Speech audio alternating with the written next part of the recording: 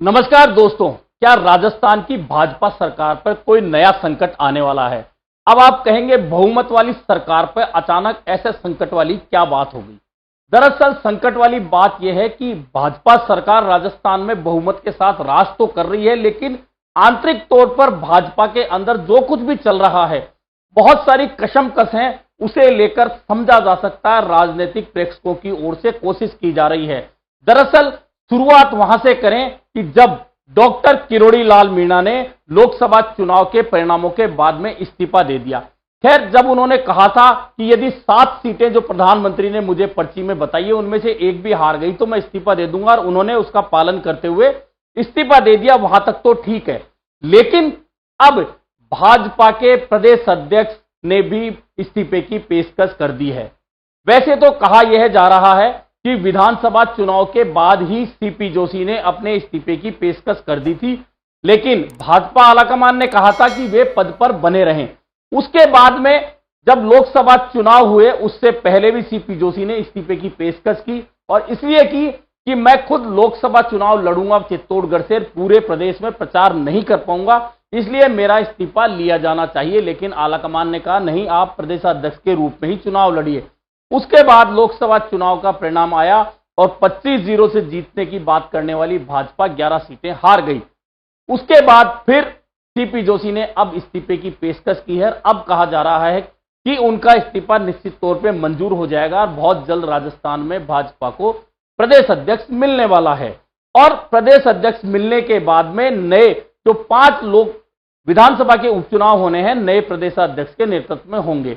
यह तो हुआ गुणा भाग। लेकिन अब संकट वाली बात इसलिए है कि आपको याद होगा कि डॉक्टर किरोड़ी लाल मीणा का राजनीतिक जीवन तो संघर्षों से शुरू हुआ है, आंदोलन से शुरू हुआ है। वे आंदोलन चाहे कांग्रेस की पिछली 5 साल की सरकार रही हो, उसमें आप देख सकते हैं किरोड़ी लाल मीणा ने लगातार आंदोलन किए, विपक्ष में थे, आंदोलन कर रहे थे, सब कुछ ठीक था। लेकिन अब वे सत्ता में हैं, मंत्री पद से उन्होंने इस्तीफा दे दिया है, लेकिन इस्तीफा मंजूर नहीं हुआ। विधानसभा में रोजाना इस बात पर हंगामा होता है, बात उठती है कि मंत्री का इस्तीफा मंजूर हुआ या नहीं हुआ है। दूसरी ओर खुद डॉक्टर किरोड़ी लाल मीणा कह चुके हैं कैमरे के सामने कि मैं विधानसभा में जाऊंगा तो मुझसे प्रश्न पूछे जाएंगे, मैं उनका क्या जवाब दूंगा, इसलिए मैंने छुट्टी ले ली है विधानसभा में। यह संकट तो यहां तक है। लेकिन अब संकट है इस बात का कि डॉक्टर किरोड़ी लाल मीणा एक दिन पहले एसओजी अफसर से मिलने पहुंचे हैं, एसओजी के कार्यालय पहुंचे, और एसओजी के कार्यालय पहुंचकर उन्होंने पेपर लीक प्रकरण को लेकर कुछ सबूत दिए और कहा कि इसमें 6 नेता वे हैं जो पूर्व सरकार में शामिल थे, और यदि पेपर लीक मामले में इनकी भूमिका को देखते हुए इनकी गिरफ्तारी नहीं हुई तो मैं सत्याग्रह करूंगा। और एसओजी वालों ने मिलकर जो राज्य के छात्रों के साथ खिलवाड़ किए, उनका भविष्य अंधकार में डाला है, उनको मैं गिरफ्तारी की और निलंबन की मांग करके आया हूँ।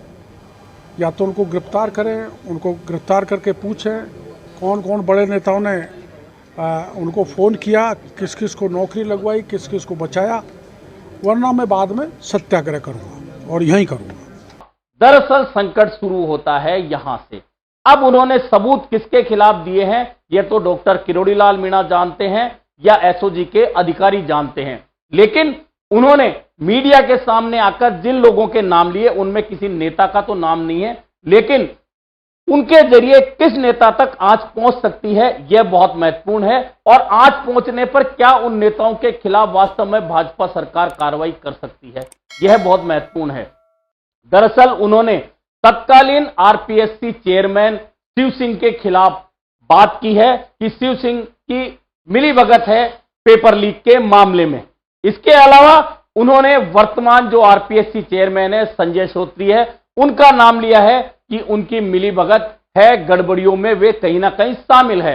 इसके अलावा डीपी जारोली का उन्होंने नाम लिया। डीपी जारोली की भूमिका तो सीधे सीधे इसलिए भी मानी जा सकती है कि आपको याद होगा कि रीट का जब पेपर लीक हुआ, उसका मामला जब उछला तो तुरंत प्रभाव से सरकार ने डीपी जारोली को माध्यमिक शिक्षा बोर्ड से हटा दिया था। लेकिन डीपी जारोली अब कहां हैं, डीपी जारोली पर क्या कार्रवाई हुई, यह अभी तक गोलमोल डब्बा है कि डीपी जारोली को यदि कांग्रेस की सरकार ने हटाया था पद से तो उनसे पूछताछ क्यों नहीं हुई, उनके खिलाफ कार्रवाई क्यों नहीं हुई, और अगर उनसे पूछताछ और उनके खिलाफ कार्रवाई नहीं हुई है तो फिर डीपी जारोली को हटाया क्यों। ये सारी भूमिकाएं अब उन्होंने बताई है एसओजी को। इसके अलावा पेपर लीक में जो और एक्यूज हैं उनके नाम भी उन्होंने बताए हैं, मीडिया के सामने आकर भी उन्होंने ये नाम लिए हैं।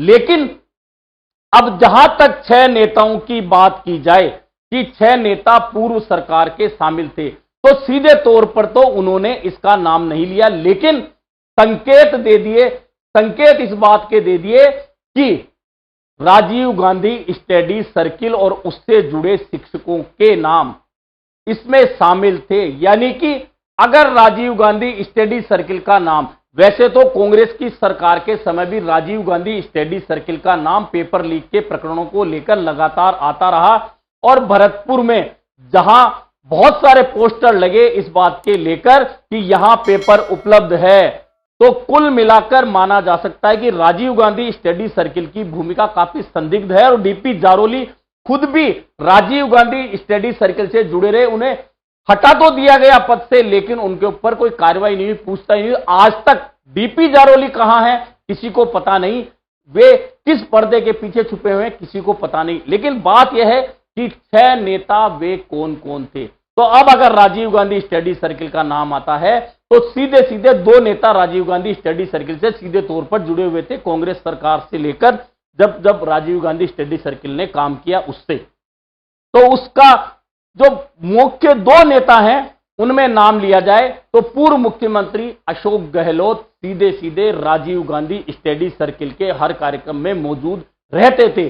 अब अशोक गहलोत की भूमिका पेपर लीक में होगी ऐसा माना नहीं जा सकता, क्योंकि एक मुख्यमंत्री खुद पेपर लीक की घटना में शामिल नहीं हो सकता। लेकिन राजीव गांधी स्टडी सर्किल और उससे जुड़े लोगों से अशोक गहलोत का सीधा लेन देन, सीधी मेलजोल थी, इससे कोई इनकार नहीं कर सकता। लेकिन अब पूर्व सरकार के एक मंत्री जो इस वक्त वर्तमान भाजपा सरकार के सहयोगी यानी एनडीए के सहयोगी दल के विधायक हैं और राजस्थान में भाजपा के सहयोगी हैं, doctor Subhash Garg, Rajiv Gandhi study circle का पूरा काम राजस्थान में खुद के विधायक बनने और मंत्री बनने से पहले तक उसमें पूरा काम डॉक्टर सुभाष गर्ग संभालते थे। और यही कारण था कि जब पेपर लीक के मामले हुए रीट के, राजीव गांधी स्टडी सर्किल का नाम आया, उस समय भी डॉक्टर किरोड़ी लाल मीणा ने राजीव गांधी स्टडी सर्किल पर उंगलियां उठाई थी, मीडिया में उंगलियां उठी थी, बहुत सारे नाम आए थे, स्टडी सर्किल से जुड़े शिक्षकों की ओर से पेपर सेट किए गए, उन्हें ड्यूटियां दी गई, उन्हें जिम्मेदारी दी गई, रीट की, ऐसे बहुत सारे मामले सामने आए थे। तो इसमें अब भूमिका की बात करें तो डॉक्टर सुभाष गर्ग की कितनी भूमिका है यह तो एसओजी जांच का विषय है। लेकिन अगर राजीव गांधी स्टडी सर्किल की भूमिका की जांच होती है तो जांच की आंच निश्चित तौर पर मानिए कि डॉक्टर सुभाष गर्ग पर पहुंचती है। इसके अलावा 4 नेता और कौन है इस बारे में कोई बहुत स्पष्ट तौर पे खुलासा नहीं है। लेकिन क्योंकि शिक्षा मंत्री तत्कालीन उस वक्त थे प्रदेश कांग्रेस के वर्तमान अध्यक्ष गोविंद सिंह डोटासरा, अब गोविंद सिंह डोटासरा की भूमिका है नहीं है यह भी जांच का विषय है। और इसके अलावा 3 नेता और कौन है जिनकी भूमिका है, क्योंकि इसमें एसओजी के इंस्पेक्टर का नाम भी सीधे तौर पर डॉक्टर किरोड़ी लाल मीणा ने लिया है और कहा है कि एसओजी के अफसरों ने भी मिलकर गड़बड़ी की। तो यानी कि अगर पूरे सिस्टम में ही गड़बड़ी थी तो अब क्या भाजपा सरकार उन गड़बड़ियों को रोककर उस जांच को पूरी तरह से स्पष्ट करेगी और डॉक्टर किरोड़ी लाल मीणा जिन पूर्व 6 नेताओं के नाम ले रहे हैं, एसओजी को बताए हैं और मीडिया को नहीं बताए हैं, वे 6 नेता कौन कौन ऐसे निकलते हैं उस जांच में और क्या उन 6 नेताओं की गिरफ्तारी होगी। दरअसल यह बहुत बड़ा मुद्दा है और यदि उन 6 नेताओं की गिरफ्तारी नहीं होती तो किरोड़ी लाल मीणा सत्याग्रह करेंगे जैसा कि उन्होंने कहा है। और अगर ऐसा होता है तो निश्चित मानिए अपनी ही सरकार के खिलाफ एक मंत्री इसलिए बोल रहे हैं क्योंकि अभी उनका इस्तीफा स्वीकार नहीं हुआ है। ऐसे में एक मंत्री अपनी ही सरकार के खिलाफ अगर सत्याग्रह करने बैठ जाते हैं, एसओजी के खिलाफ सत्याग्रह करने बैठ जाते हैं। पेपर लीक के 3 मामले एसआई, आरएएस और रीट, तीनों पेपर लीक और गड़बड़ियों को लेकर अगर सत्याग्रह पर बैठ जाते हैं तो यह भाजपा सरकार के लिए निश्चित तौर पर संकट का समय होगा। कहा राजनीतिक रूप से यह भी जा रहा है कि डॉक्टर किरोड़ीलाल मीणा शायद राजनीतिक कोई भंवर में फंस गए हैं। दरअसल उन्होंने दावा तो कर दिया था 7 सीटों में से एक भी सीटें हार गई तो मैं इस्तीफा दे दूंगा। एक नहीं 4 सीटें भाजपा हार गई, उन्होंने इस्तीफा दे दिया। अब इस्तीफा मंजूर नहीं हुआ, दिल्ली तक वे आए। दिल्ली के नेताओं की सहानुभूति डॉक्टर किरोड़ीलाल मीणा के पक्ष में कहीं नजर नहीं आ रही। यह भाजपा का आंतरिक संघर्ष है। दरअसल कहा यह भी जा रहा है कि भाजपा का एक तबका चाहता है डॉक्टर किरोड़ीलाल मीणा को एक साइडलाइन कर दिया जाए, दूसरा तबका चाहता है कि नहीं वे होने चाहिए। इस उधेड़-बुन में भाजपा अटकी हुई है और इस उधेड़-बुन के बीच अब डॉक्टर किरोड़ीलाल मीणा अपनी सरकार के खिलाफ आंदोलन वाले रुख में आ चुके हैं। अब आंदोलन के रुख में उनकी शुरुआत एसओजी कार्यालय जाने से हुई है। उन्होंने वहां सबूत दे दिए हैं और वर्तमान आरपीएससी के चेयरमैन संजय सोत्री के खिलाफ उन्होंने बात कर दी है, एसओजी के खिलाफ बात कर दी है। पूर्व कार्यवाहक आरपीएससी अध्यक्ष शिव सिंह के खिलाफ उन्होंने बोल दिया है। कुल मिलाकर 6 नेताओं के बारे में उन्होंने एसओजी को कहा है कि सबूत दे दिए हैं, बड़ी मछलियां फंसनी चाहिए, बड़े मगरमच्छ पकड़ में आने चाहिए, अभी छोटे लोग पकड़ में आए। कुल मिलाकर बहुत सारी उधेड़-बुन इन पेपर लीक के मामलों में है, लेकिन पेपर लीक का मामला ही सिर्फ नहीं है, इसे राजनीतिक रूप से भी जोड़कर देखा जा रहा है कि डॉक्टर किरोड़ीलाल मीणा सरकार बनने के बाद से ही बहुत ज्यादा संतुष्ट नहीं थे। पहले तो उन्हें मनमाफिक पहले सोचा जा रहा था उनके समर्थकों की ओर से कि वे मुख्यमंत्री पद के दावेदार हैं, लेकिन नहीं बने।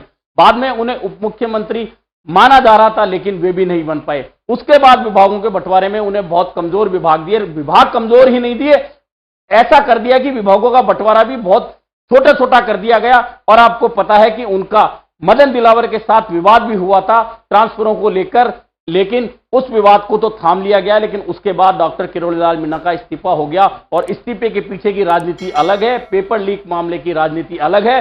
लेकिन यदि अब डॉक्टर किरोड़ीलाल मीणा जैसा कहते हैं वैसा करते हैं और अपने कहे अनुसार अगर उन्होंने एसओजी की कार्यवाही नहीं होने पर सरकार, कांग्रेस सरकार के 6 नेताओं के खिलाफ जिनका वो बात कर रहे हैं, अगर एसओजी कार्रवाई नहीं करती है, सरकार कार्रवाई नहीं करती है और वे सत्याग्रह पर बैठ जाते हैं, तो निश्चित मानिए भाजपा का संकट आने वाले दिनों में बढ़ेगा, कम नहीं होगा। फिलहाल राजनीतिक प्रेक्षक अलग अपनी गणित सोच रहे हैं, भाजपा अपनी अलग गणित सोच रही है, कांग्रेस अपना अलग फायदा सोच रही है। लेकिन यह तय है कि आने वाले दिनों में राजस्थान में राजनीतिक रूप से कांग्रेस बीजेपी के बीच में खिंचाव तो बढ़ेगा, लेकिन इसका असर भाजपा की राजनीति पर ज्यादा होगा, यह भी तय है। अभी के लिए इतना ही, फिर मिलेंगे नए मुद्दे पर चर्चा के।